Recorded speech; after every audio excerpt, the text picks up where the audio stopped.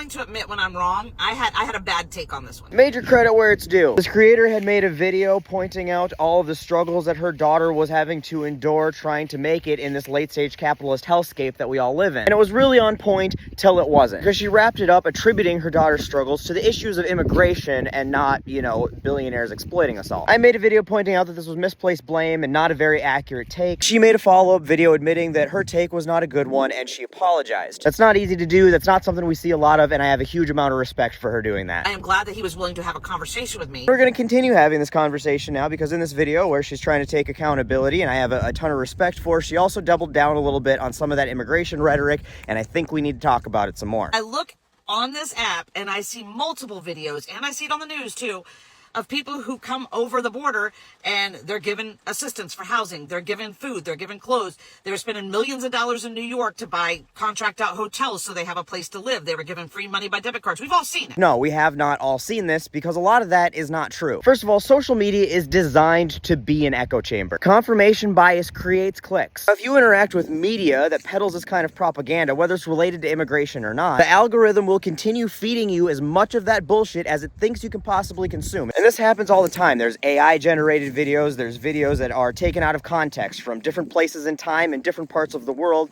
and they make them look and make you believe that it's something going on right now with us in our country. And cable news is damn near the same thing. I mean, Fox and Newsmax can't even technically legally be called news because half their shit's bullshit. CNN and MSNBC, while their reporting is at least based on something factual, it's still punditry. All they are doing is selling you emotions, not fucking news. So anybody who exists outside of a particular media bubble like that is not seeing all of the things that you are seeing. And it gets hard to remember that because you're usually surrounded by people who exist in the same bubbles you are, and you interact with people online who are in those same bubbles as well. So no, we haven't all seen the Democrats giving immigrants free money and free housing and all of this shit. Because a lot of that is completely made up bullshit and curated to a specific group of people. I let that get the best of me. That moment, I felt like, why can't she get help as well? Why can't veterans that are living on the streets get help as well? I understand those emotions, and a lot of people have them, but they are misplaced. It's not an either-or thing. They don't take benefits away from veterans and put it towards immigration. They are both underfunded, and both could be adequately funded. Same with all of the benefits that your daughter should be getting and is not. The only benefits that all of our benefits as a society are competing with is corporate welfare. They exploit 90% of the wealth from our society, and then when we say we're fed up, we don't have enough, they make up a fictitious enemy like the welfare queen and the illegal immigrant and tell us to go fight over scraps with them. There's no immigrants stealing your daughter's benefits. Okay, I lied. Elon Musk is an immigrant. But it's those people at the very top actively working on any scale to steal our benefits. I feel like we still have an immigration problem. Yes, I do. You know, he said that immigrants aren't eligible for federal assistance and they pay into taxes. Yes, they do pay into taxes.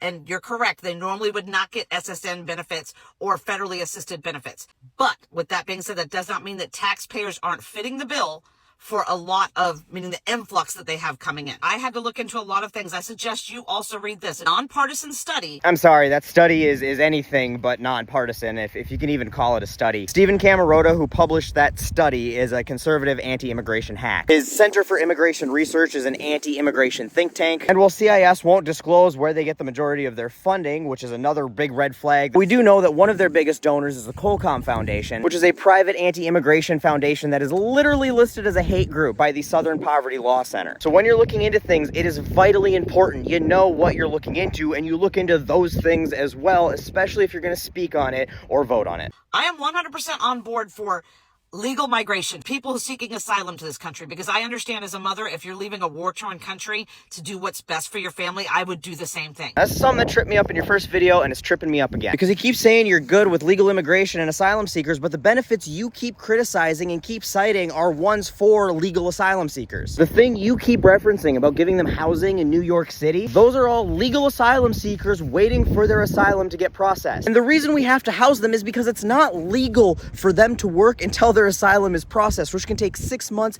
to multiple years. And that is one of the root causes of the backlog and of all of these issues. Now, there's a simple solution. You know, we could just give them work visas while they work through our fucked up immigration process, and then we wouldn't have to house and feed them. But the funny thing is the same people who continue to peddle this propaganda and tell you that there's this major crisis at the border and we're being overrun are the same people who sabotage any attempts to do that. They just did it. They tanked one of the most bipartisan immigration bills in history. In fact, Senate Republicans said it was the best immigration immigration bill they were probably ever going to get. House Republicans tanked it because Donald Trump told them not to give Joe Biden a policy win in an election year. And because if they actually did something to fix the immigration problem they're always bitching and moaning about, they couldn't fearmonger propaganda to people about the immigration problem. They still now create a net deficit because the amount that they're taking in assistance, and it doesn't have to be federal assistance, that can be state assistance, which is a lot. In your original video, you said that the government was just printing money to give to illegal immigrants. States don't print money. And the states that do choose to offer some sort of immigration benefits are A, not Alabama, so not really your concern. B, are states like New York, as you continue to point out, are donor states, which pay more to the federal government than they receive in federal aid. Now, I don't mean this disrespectfully towards you at all, but it feels really out of turn when somebody from Alabama, which is one of the biggest welfare states in the entire country and has a 97% native-born population, is criticizing how other states are spending their money, especially when those states are paying a good portion of the welfare that your state gets. Alabama isn't one of the poorest states in the country because New York happens to be housing a few migrants, and your tax dollars don't really factor into that conversation. And to take that one step further, if your daughter lived in New York where they happen to be housing all of these migrants, she would have access to better benefits than she does in Alabama, because Alabama doesn't give a shit about its people. But a state that cares at least a little bit about migrants cares at least a little bit about everybody else who's struggling as well. Once again, I didn't mean that with any disrespect. I just meant it as perspective, because those are not the people your daughter is competing with for a better life. Infrastructure, education. If they have a child born in the United States, that child is now eligible for all the welfare systems. It does cost taxpayer money. Education for their kids and emergency services are the two benefits that undocumented immigrants have access to. But it costs us money in the same way that you buying a bond costs you money. Children born to immigrants are statistically the most productive members in U.S. society. In fact, there's an article in Time magazine called Why the Children of Immigrants Are Getting Ahead in America. And it lays out in no uncertain terms that any societal debt that immigrants accrue when they come here is more than paid for by their children. According to a study done from Rice University, for every dollar the state of Texas spends on services for undocumented immigrants, they receive $1.21 in revenue from taxes paid by those undocumented immigrants. And if all of those immigrants were deported, Texas would lose $70 billion in employment compensation. So despite all the whining and crying coming out of the governor's mansion in Texas, those immigrants aren't the burden they're being painted to be. He said that I should be using my platform to tell people how to vote or to vote in their best interests. And honestly, I wish I could tell you which one that would be. When's the last time that they've had to actually be down in the trenches and worry when they were going to pay their mortgage? I don't think you should be telling people how to vote. I think that if you want to use your platform to talk about political or social issues, you should be using that platform to platform policies that will make all of our lives better, and maybe some politicians that are also platforming those policies. And yeah, there's not many people in Washington who are in touch with what it's like to be a regular working class American. There's people who run for those offices who are in touch with that every year. And beyond that, there is thousands of state and local elections with regular people from our communities running for those seats every year. And those state and local elections have a way bigger impact on anything that's going to happen in your life or your daughter's life than anything that's going on Capitol Hill. Often these elections have low turnouts and are decided by hundreds of votes. A lot of times the big corporate political parties funnel money into these elections because it's way easier to sway an election by a few hundred votes, especially when you got the money to do it. Somebody with your size platform could easily affect those local elections that in turn affect you and your daughter's lives for the better. I'm not saying it's your responsibility to do all the legwork to figure that stuff out either, but I am saying if you are going to use your platform to talk about these problems, you can also use your platform to be part of the solution.